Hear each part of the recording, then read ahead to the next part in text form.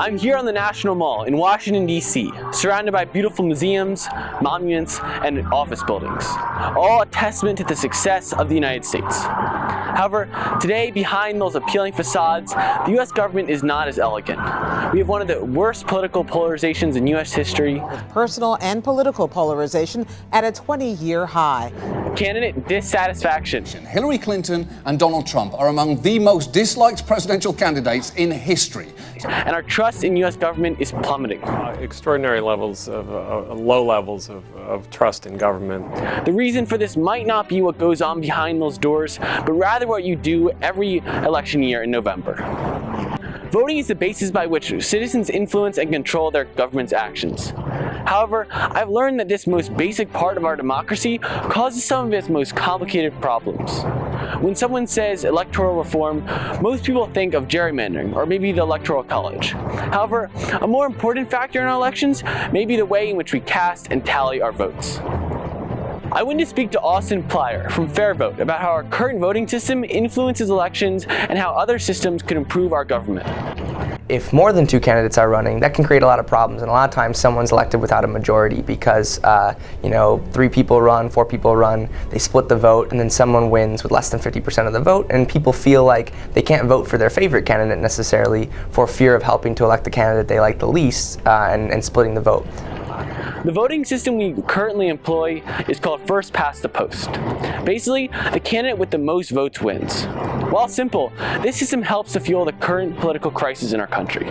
Let's go to the whiteboard. The most apparent of these effects is our two-party system. Our legislatures are polarized to two sides with no real intermediaries. It's impossible for one candidate to represent half of the population, and often voters have to choose between two parties which don't fit their political ideologies. Yet with first past the post, it's almost impossible for a third-party candidate to make a legitimate run for office.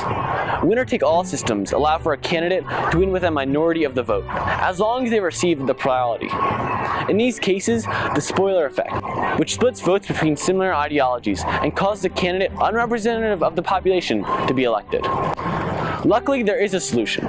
The best voting system allows voters to rank their choice of multiple candidates. I'll explain how it works.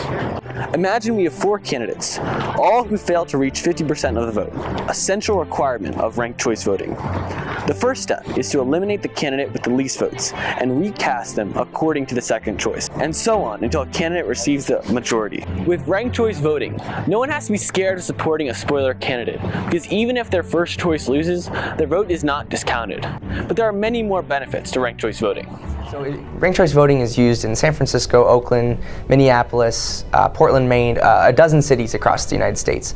And in those cities, we're finding that voters are perceiving the campaigns to be much more civil and many less attack ads used in those campaigns.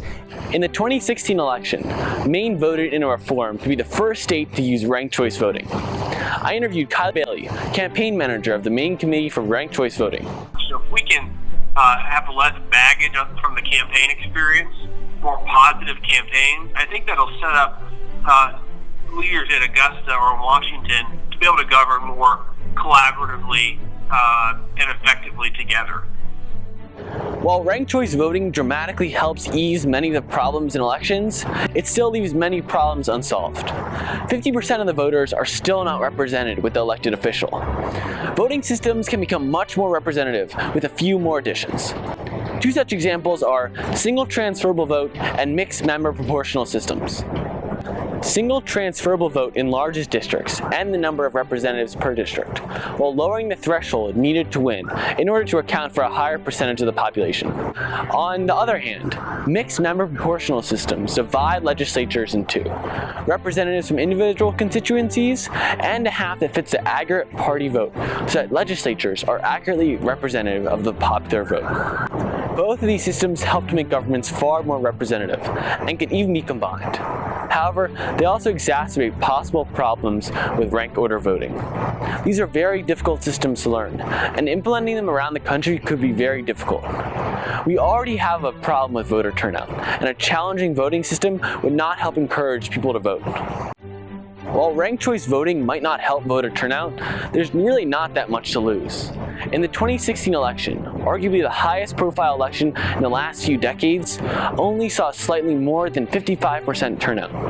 In midterm elections, the results are even worse, less than 40%. How can we say our voting system isn't flawed if only half of the voting population cast their votes? Currently, the most passionate voters, often those at the fringes, make up the majority of the vote. The more people who can vote lead to more representatives and legislatures, which evenly fill the ideological spectrum instead of this whole entire polarization mess. There are many ways to increase voter turnout. Early voting, loading voting requirements, better spread out voting locations, and making election day a holiday can all make it easier for voters. Yet none is as effective as mandatory voting. In countries like Australia, Belgium, and Brazil, with mandatory voting, voter turnout is far above 85% in elections, and in many cases, the policy is not even enforced. It still makes a dramatic impact. Though there are inherent issues with mandatory voting. I interviewed Jamie Raskin, recently elected congressman, about the constitutional difficulties of mandatory voting. In any event, that people should perhaps have to show up for voting, but they wouldn't have to vote if they felt so disaffected or alienated from the political process that they didn't want to make that statement. No matter the way we reform our voting system, continued polarization of our government cannot continue. We need bridge builders from third parties, centrists, and elected officials for those previously unrepresented in order to end the gridlock in Washington. If we want to reach a solution for the future of this country's economy, healthcare, and education, we must first highly consider ranked choice voting, mandatory voting, reforming the Electoral College, and limiting gerrymandering. We are a people and a nation that chooses our own path, and no system should limit how we express our choices. The freedom of countless possibilities and outcomes, each dictated by the changing tides of American beliefs, is central and core to the future that everything this mall represents.